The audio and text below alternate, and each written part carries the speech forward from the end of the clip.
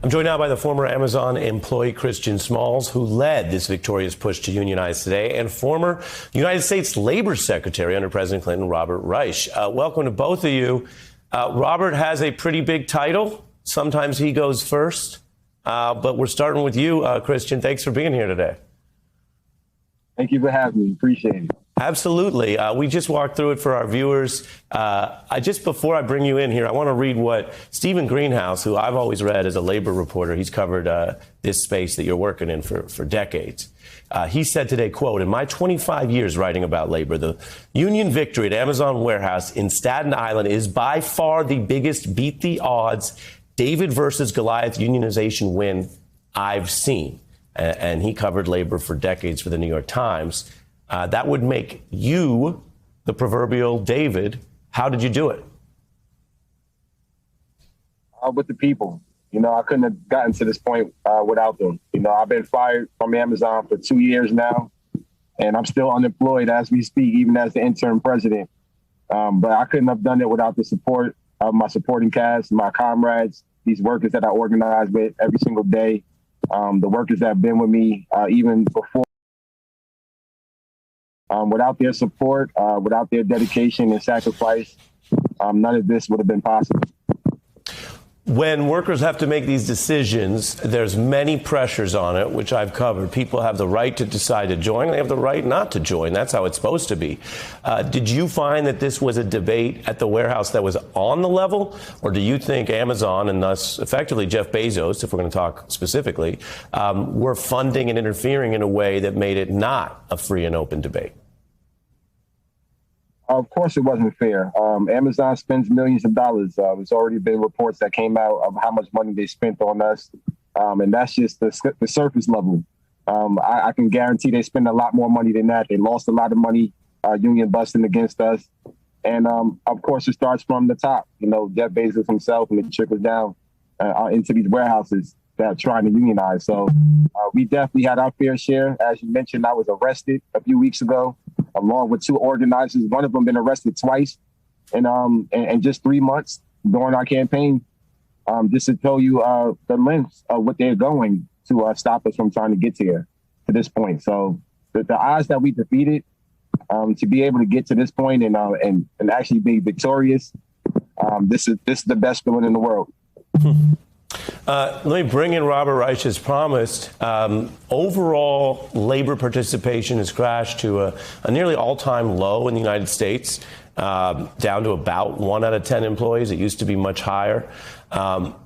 What do you see in this breakthrough? Do you agree, Robert, that this is a big deal for Amazon to have this crack in its anti-labor activities? Ari, this is a huge deal. This is the biggest labor victory in the last 30 years. I want to congratulate Christian Smalls and all of the workers at the Amazon warehouse, but it goes far beyond the Amazon warehouse. We are seeing the beginnings of a revival of American labor organization in America, such as we have not seen. And it's about time. Workers need and deserve higher wages, better working conditions, safer working conditions. Amazon, just about the most profitable company in the United States, as the second largest employer in the United States, pouring in huge amounts of money to stop unionization unfairly, illegally. I think that this is not just David and Goliath. I mean, this is David and Goliath squared. It's extraordinary. Yeah, because Goliath, Christian, was not actually technically a billionaire.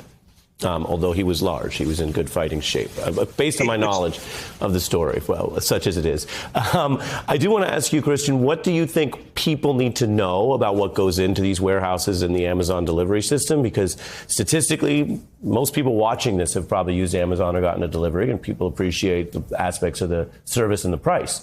What do you want people to know about what goes into that, and what would it cost to take, in your view, better care of the people doing the work?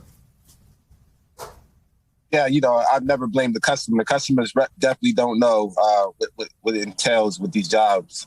So let me break it down. These warehouses are massive. They're almost 1 million square feet, if not over. They're 14 NFL football fields. I used to tell my new hires, if you have a gym membership, you have to cancel it because you're doing 10 to 12 hours of calisthenics. Your break is only 30 minutes. You're being tracked for every single second that you're not scanning an item. You have to prepare yourself mentally really over more the physical aspect, because you have to change your whole lifestyle when you work for this company. You lose family time, you lose sleep. Your commute is 2.5 hours, 3 hours, depending on where you live, what borough you're coming from. I know I lived in New Jersey, working in Staten Island, so my commute was 3 hours each way on top of a 12-hour work shift, and you're rinsing and repeating. So we're so disconnected from society. All we know is Amazon. And, when customers support this company, they got to understand our voices matter too. And we were deemed essential workers. We weren't asked. Our job title, high school diploma and a GED. It didn't say work in the middle of a deadly pandemic. Yeah. And, that led me to walk out, and then ultimately led me to lead this union drive. And I'm happy that we were able to once again be successful. And we've seen more Democratic politicians and others engage this labor debate. This was Senator Sanders on a visit to folks in a different part of the country that were not as victorious as you. Let's take a look. I say to Jeff Bezos, why are you spending millions trying to defeat an effort on the part of workers here who want nothing more than decent wages, decent benefits, decent working conditions? You did this through organizing. We showed that. Are there any leaders, local or in Congress, who have been helpful? Was Senator Sanders or AOC, where there's been some discussion, were those individuals who were helpful to you or neutral or not helpful? Well, unfortunately, I would love to give them credit, but that hasn't been the case. We haven't had any support since we started. And, I tried to invite them. I tried to reach out. I did the best I could. I met with AOC personally.